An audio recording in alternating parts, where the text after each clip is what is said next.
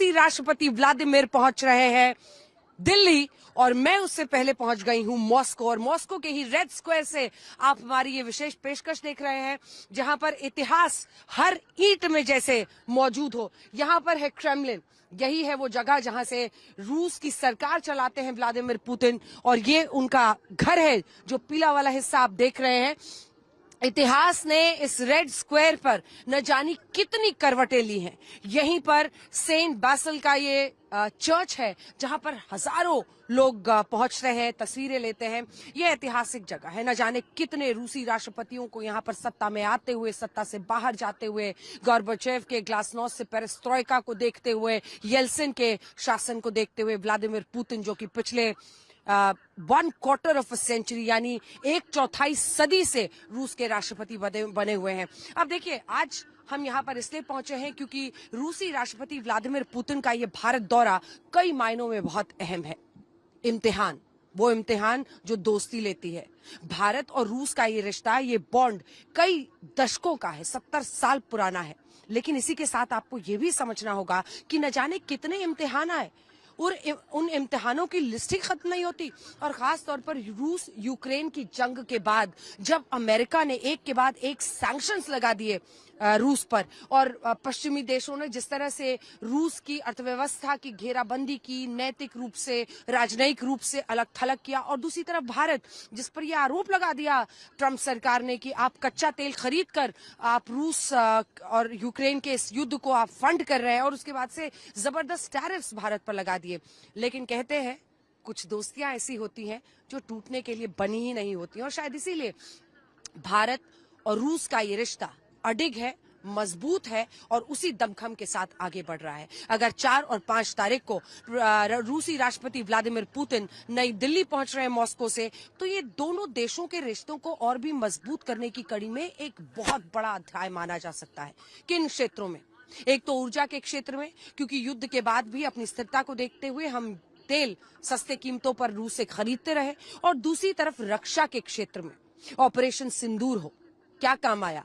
वही S-400 सुदर्शन चक्र जो हमने रूस से खरीदा था, ब्रह्मोस मिसाइलें, Su-30 जिससे हमने पाकिस्तान को करारा जवाब दिया, और अब देखिए आने वाले वक्त में 5 और S-400 भारत खरीद सकता है ताकि हम आयरन डोम की तरह अपने देश को सरहदों पर सुरक्षित करें एयर डिफेंस सिस्टम से।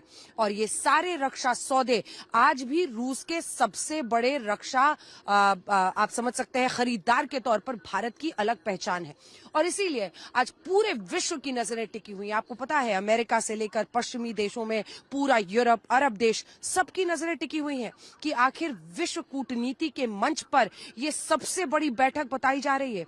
अगर व्लादिमीर पुतिन रूस यूक्रेन युद्ध के बाद किसी देश में पहुंच रहे हैं तो वो चाइना के SCO के बाद भारत है, और इसीलिए सबकी नजर टिकी हुई है कि क्या नए वर्ल्ड ऑर्डर का एक नया कैलेंडर भी साथ आ रहा है। क्या मल्टीपोलैरिटी में भारत और रूस ये मिलकर तय कर रहे हैं कि हम पश्चिमी देशों के दबाव में नहीं आएंगे, हम अपने देश के हित में जो हमें रक्षा सौदे करने हैं, जो हमें रिश्ते रखने हैं, व्यापारिक हो, कूटनीतिक हो, उसके साथ हम आगे बढ़ेंगे। और इसीलिए आज चाहे अमेरिका हो, चाहे यूरोप हो, चाहे खाड़ी देश हो, इन सब ने बहुत कड़ी निगाह बनाई हुई है रूसी राष्ट्रपति व्लादिमीर पुतिन के इस भारत दौरे पर।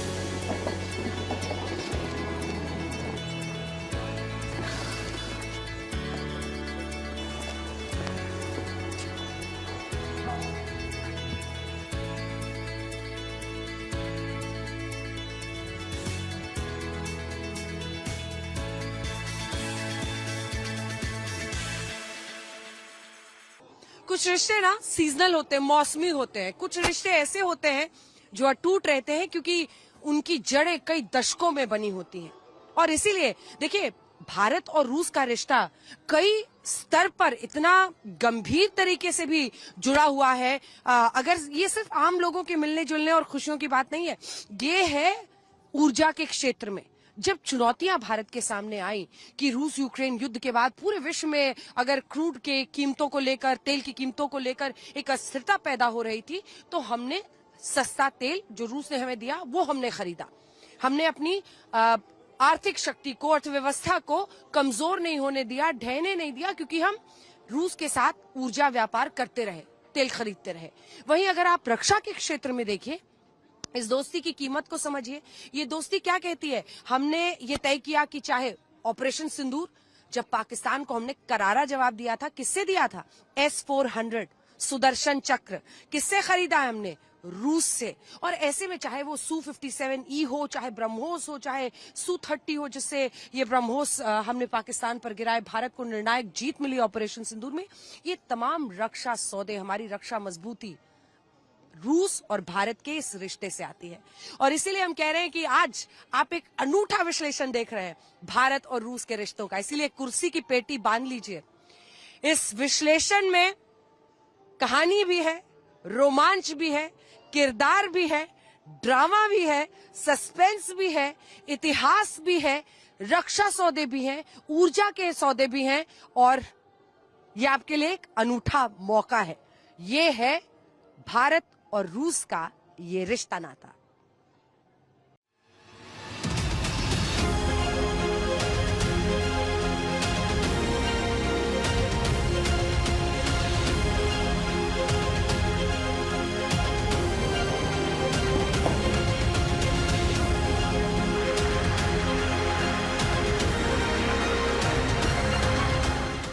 कुछ रिश्ते ऐसे होते हैं जिनका कोई मुकाबला नहीं कर सकता है। और आज जब मैं रशिया में मॉस्को के इस रेड स्क्वायर पर मौजूद हैं, तो मुझे इस बात का एहसास हो रहा है कि भारत और रूस के रिश्तों की जड़ें कहां तक हैं। जहां ये दो ऐसे देश हैं जिनके बारे में कहा जाता है, अंग्रेजी की कहावत है ना, friend in need is a friend indeed. जब जब जरूरत पड़ी, जब जब बड़े बड़े इम्तिहान हुए, तो दोस्ती काम आई। और इसीलिए हम कहते हैं कि दोस्ती इम्तिहान लेने वक्त काम भी आती है, और दोस्ती खुद भी इम्तिहान लेती है। आप देखिए कि रूस यूक्रेन जंग के बाद, ऑपरेशन सिंदूर के बाद, इसी के साथ साथ आप देखिए कि ट्रंप ने जो हम रूस से कच्चा तेल खरीद रहे थे, जिसकी वजह से इतने जबरदस्त टैरिफ्स हम पर लगाए, इन सब के बावजूद पहली बार उसके बाद, इन 3 बड़ी घटनाओं के बाद, रूस के राष्ट्रपति व्लादिमीर पुतिन भारत के दौरे पर आ रहे हैं। तो इस दोस्ती का इम्तिहान भी है। ये भारत और रूस को तय करना है, और खास तौर पर भारत को, कि हम अन्य कई पश्चिमी देशों की नाराजगी किस हद तक मोल लेने को तैयार हैं, मोल लेने को। वहीं दूसरी तरफ रूस इस रिश्ते में कितनी जान डालने की, या नए सिरे से और क्या कुछ भारत के लिए करने को तैयार है। इन सब का इम्तिहान होने वाला है। लेकिन हाँ, वही साथी है रूस जो हर मुश्किल वक्त पर, हर बड़े मंच पर भारत के साथ अटूट खड़ा रहा है, और इससे कोई इनकार नहीं कर सकता है। क्योंकि देखिए, कई रिश्ते आए, कई दोस्ती कई सारे ऐसे देशों के साथ हमारे हैं, लेकिन जो रिश्ता भारत और रूस के बीच का है, उसका कोई सानी नहीं है। आप सोचिए कि कच्चे तेल की खरीद को लेकर रूस से जो भारत पर जबरदस्त टैरिफ्स लगे, उसकी वजह से एक दबाव बनाने की कोशिश जरूर थी, एक आर्म ट्विस्टिंग की कोशिश हो रही थी। वहीं दूसरी तरफ रूस को रूस यूक्रेन युद्ध के बाद लगातार पश्चिमी देशों के सैंक्शंस का सामना करना पड़ रहा है। लेकिन इसके बावजूद अगर आज भी रूस और भारत ये जानते हैं कि ये रिश्ता अडिग है, ये रिश्ता आगे बढ़ना चाहिए, तो उसी भरोसे का ये आधार बनकर आगे ये रिश्ता जा रहा है। India, very, very tough, very, very tough. Putting secondary sanctions on India. We were not happy with him buying oil from Russia, because that lets Russia continue on with this ridiculous war where they've lost 1.5 million people. ये वो वक्त था जब रूस और Ukraine का युद्ध छिड़ चुका था। आप सोचिए कि कूटनीतिक रूप से बहिष्कार, आर्थिक रूप से घेराबंदी, नैतिक रूप से चारों तरफ से तिरस्कार, इन सब का रूस सामना कर रहा था। और ऐसे घड़ी पर भारत ने यह तय किया कि हम रूस को लेकर सख्त रुख नहीं अपनाएंगे। हम ये तय करेंगे कि भारत के हित में क्या है। अगर हमें रक्षा सौदे करने हैं, अगर हमें तेल के सौदे करने हैं, तो हम वो करेंगे, क्योंकि वो भारत के हित में है। और यही रूस के साथ ऐसे वक्त पर हमारा खड़ा रहना इस तरह से काम आया है कि रिश्ते में एक मजबूती आई। आप सोचिए कि अमेरिका ने तो 50% टैरिफ लगा दिया कि आप जो तेल रूस से खरीद रहे हैं, उसकी वजह से यूक्रेन पर ये युद्ध रूस कर रहा है और यूक्रेन को तबाह कर रहा है। इन तमाम आरोपों को झेला, टैरिफ में इजाफा हुआ, लेकिन बावजूद इसके हम रूस के साथ अडिग खड़े रहे। और यही बताता है कि भारत अपने कूटनीतिक फैसले किसी के दबाव में नहीं लेता है, लेकिन हाँ, अगर कोई देश हमारे साथ खड़ा रहता है, तो मुश्किल घड़ी में हम भी उसके साथ मॉरल लेक्चर कोई कितना भी दे, खड़ा रहना जानते हैं। किसी भी अहितकारी नीति के आगे मोदी दीवार बन के खड़ा है।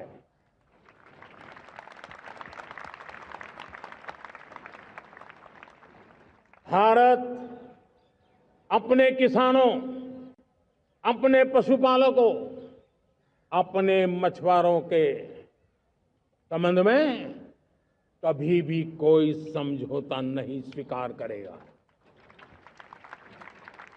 कई देश इस बात को भी समझने में चूक गए कि भारत और रूस की जो दोस्ती है वो सिर्फ किसी कूटनीतिक फायदे की मजबूरी से नहीं है। मतलब ऐसे रिश्ते होते हैं ना जो मजबूत बनते हैं लेकिन वो फायदे की मजबूरियों के बीच में रहते हैं। लेकिन भारत और रूस का रिश्ता, प्रधानमंत्री नरेंद्र मोदी का रिश्ता हो पुतिन के साथ या फिर इसके पहले जो राष्ट्राध्यक्ष दोनों तरफ से रहे, 7 दशक लगे हैं इस रिश्ते को इतना मजबूत करने में। और ये हमेशा याद रखिए, हम इस वक्त रेड स्क्वायर में मौजूद है ना, मॉस्को में, इधर क्रेमलिन है, यहीं पर पुतिन और उन रहते हैं, उनका पूरा सरकार चलता है। और यहाँ पर ये रेड स्क्वायर मतलब ऐतिहासिक ये जगह है। ना जाने कितने रूसी राष्ट्रपतियों को बनते और टूटते हुए इन जगहों ने देखा है और वो गवाही इसकी देते रहे हैं। लेकिन सवाल ये है कि इतिहास सिर्फ तालियां किसने कितनी बजाए इस पर निर्भर नहीं करता है।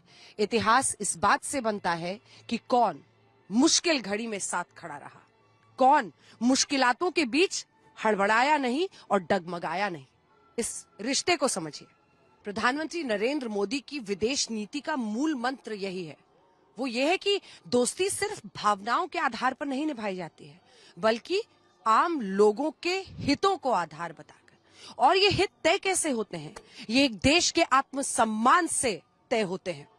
और उसी आत्मसम्मान की जब बात आती है तो भारत अपने आत्मसम्मान के साथ किसी के हाथ समेटने से दब नहीं रहा है। और वैसे ही रूस भी अडिग खड़ा है। अगर आप देखिए तो व्लादिमीर पुतिन रूसी राष्ट्रपति के लिए भारत क्या है? भारत एक ऐसा दोस्त है जो तमाम चुनौतियों के बीच भी साथ खड़ा रहा, जो उस खेमे में नहीं गया, जो रूस को लेकर लगातार विरोधी रहे हैं। और यही बात तय करती है कि दोनों देशों का रिश्ता कैसे आगे बढ़ा है। ये रिश्ता किसी तीसरे देश को मजबूत या कमजोर करने के लिए नहीं है। जैसा मैंने आपको कहा, ये अपने हित के लिए है, ये अपने आत्मसम्मान के लिए है, ये उस पुराने नाते के लिए है जिसके आधार पर दशकों से बनी ये दोस्ती की नींव आज भी उसी मजबूती के साथ खड़ी है। और हमेशा याद रखिए कि अगर वो मजबूत नींव इतिहास में है भारत रूस के रिश्तों की, तो जो मौजूदा नेतृत्व है दोनों देशों का, चाहे वो व्लादिमीर पुतिन हो या प्रधानमंत्री नरेंद्र मोदी, दोनों की दोस्ती, दोनों का तालमेल भी इसमें बहुत बड़ा है।